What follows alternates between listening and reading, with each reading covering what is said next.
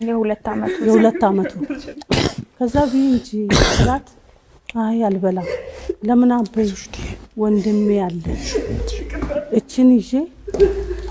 እቺን ተምረሽ ደግሞ ትልቅ ደረጃ መድረስ ትችያለሽ ከዚህ በኋላ ትማሪያለሽ አትለም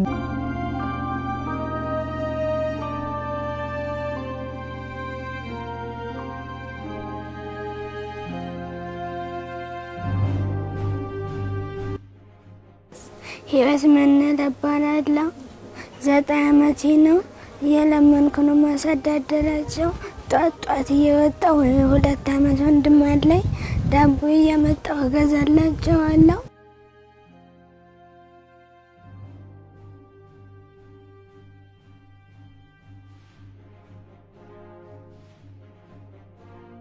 እናት አባቴ ሞተዋል አባቴ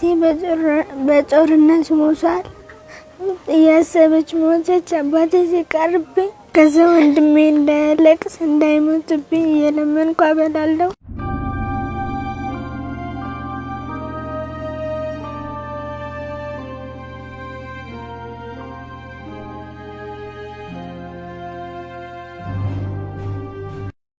በቀን 50 ብር እያመጣሁ ወንድሜ እንዳይረበው አበላለሁ ወተት ምናምን ገዝቼ ትምህርት አልማር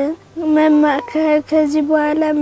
መማርና ከዚህ መውጣት አለብኝ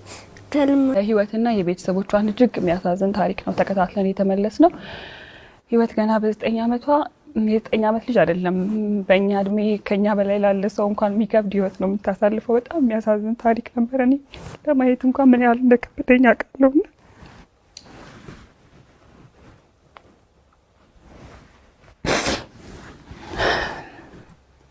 አንዲት ህፃን ልጅ በዚህ እድሜዋ በዚህ አይነት ሁኔታ ውስጥ ማለፍና እንደገና ደግሞ ከሷም አልፋ ሌሎችን ለመደገፍ መነሳቷ በጣም ነው የሚያሳዝነው በጣም ልብ የሚሰብር ነው እኔ እንጃ በማንንም ላይ እንዲደርስ ደርሶ ማየትም እኔ እንጃ ይኖራል ብዬ ማስብ ያላቅምና እጅግ በጣም ከባድ ነው እነዚህን ባለ ታሪኮችም መጀመሪያ ከመንገድ ላይ ያገኘቻቸውና ወደኛ ጋር የሚያመጣቻቸው እሷ ስለሆነች ራሷንና የሥራ ኃላፊነቷን አስተዋውቃን ትጀምር እና እንዴት ልጆቹ እንዳገኘሻቸው እንግዲህ ለልሴ ብላታ እባላለሁ የለሚኩራ ክፍለ ከተማ ወረዳ 5 ሴቶችና ህፃናት ማህበራዊ ጉዳይ ጽህፈት ቤት ኃላፊ ነኝ እዛ ወረዳ ላይ በመሰራበት የሥራ ቦታ ላይ ብዙ አይነት የህፃናት ጥቃት የጉልበት ብዝበዛዎች የመሳሰሉ ነገሮች ይታያሉ የህይወት ግን ለየት የሚያደርገው ከኑሮ ጫና ቤተሰብ ከማጣት የተነሳ ነው እንጂ ይሄ መጣባት ማንም አስገድዷት አይደለም ኑሮ አስገድዷት የተፈጠረ ችግር ነው ህይወትን መጀመሪያ ያገኘዋት ሰሚት ሁለተኛ በር አካባቢ ላይ እኔ ለስራ ስለምወርድ እዛ ስራ በመሰራበት ሰዓት ላይ ሱቆች ላይ እየዞረች ማሚ ዳቦ ግዙልኝ ራበኝ ወንድም ትንሽ ወንድም አለኝ እርዱኝ ትላለች እና ሳያት አይኗ በጣም ቀልቷል ድፍርስ ነው የለበሰችው ምን ያለችው በጣም ልጆችም አለኝ እኔም ልጆቼ ፊት ይደቅናሉና እኔ ባልኖር ልጆቼ ይሄንን ነገር ይሰራሉ እንደሚለው ነገር ወደፊት ይመጣ ጠራዋትና ምሳ እንድትበላ እዛው ሸራ አካባቢ ላይ ለሴቶች የሥራ ዕድል የፈጠርንበት ቦታ ስለሆነ ምግብ እንድትበላ እዛ ጋር ጠራዋት ምግብ ሲቀርብላት ህይወት መብላት አልፈለገች ግን አፏ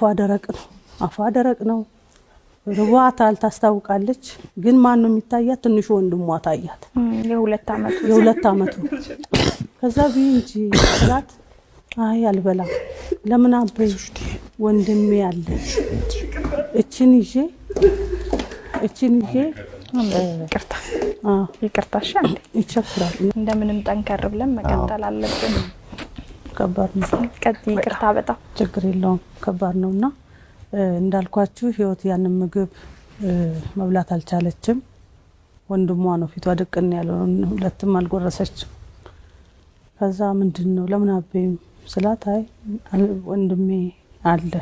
ከሱ ጋር ነው ገብቼም በላው ብላ በፌስታል ጨምረንላት ያንን ምግብ ቋጥራ አልቆመችም ቀጥ ብላ ነው ደዛኑ ሄደች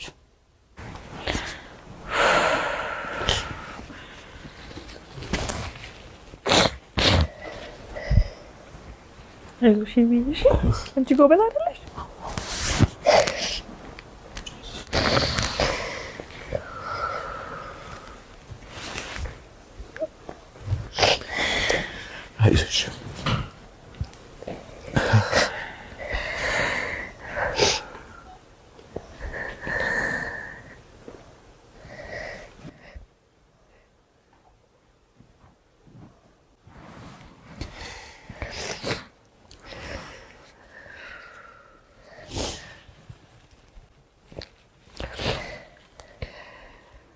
ህይወትዬ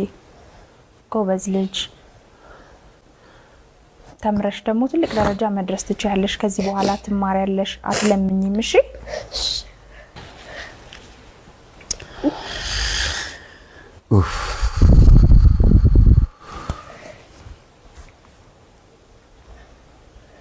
ህይወትዬ አይዞሽ፣ በርቺ፣ ጠንካራ ሁኚ። ወደምትወጁ ትምህርትሽ ትመለሻለሽ። በደንብ እንደግፍሻለን፣ እናግዝሻለን። እሺ ወደዛ በጣም ተገደሽ ወደ ገባሽበት ልመና ከዚህ በኋላ መመለስ የለም። እሺ